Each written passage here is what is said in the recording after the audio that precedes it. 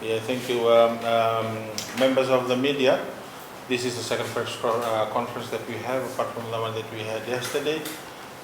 Noting that we have two tropical disturbances around the country.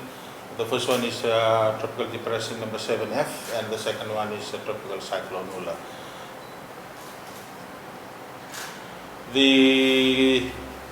The presentation this afternoon, those are some of the issues that I will discuss with you.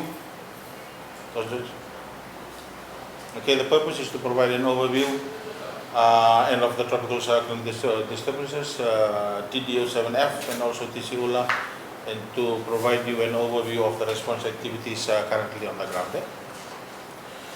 In terms of situation overview, two systems are currently affecting the country.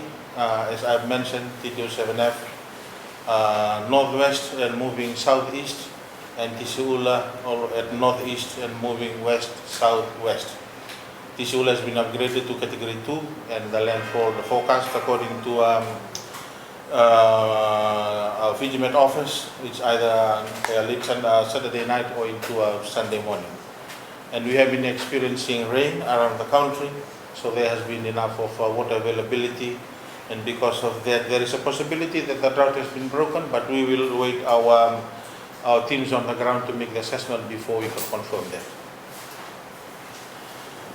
The guiding principle in terms of these two systems that we have, first is the safety and security, the safety of the public and also the security of the personnel that are involved, cooperation with the relevant stakeholders that we have, the speed of how we do our activities, and how effective we are on the ground. We also try to economize as much as we can, and we would encourage proactiveness.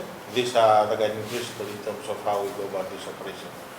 As of yesterday, the National Emergency Operations Center has been activated from 4 o'clock, and likewise to all the subnational EOCs at the divisional and also at the district level. Now they are all on activation, and they are activated on.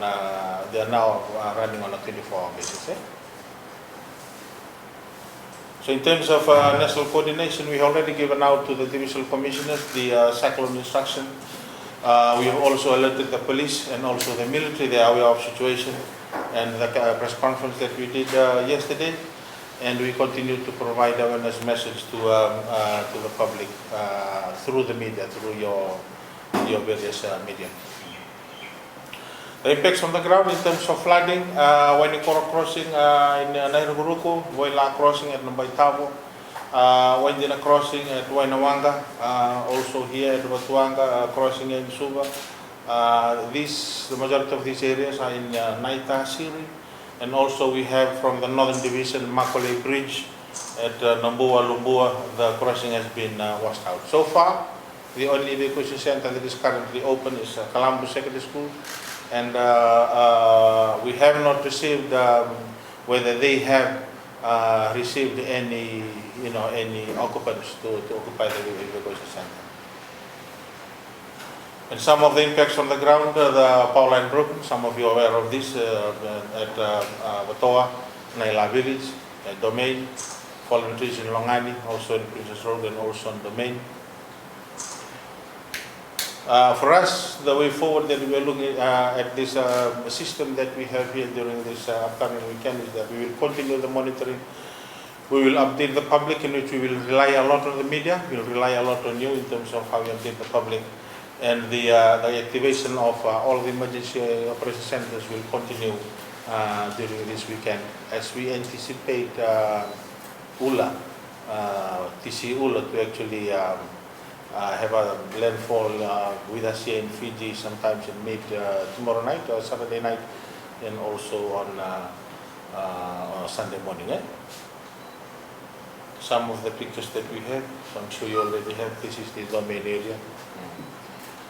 Okay, that's all I have with you, unless if there are any questions.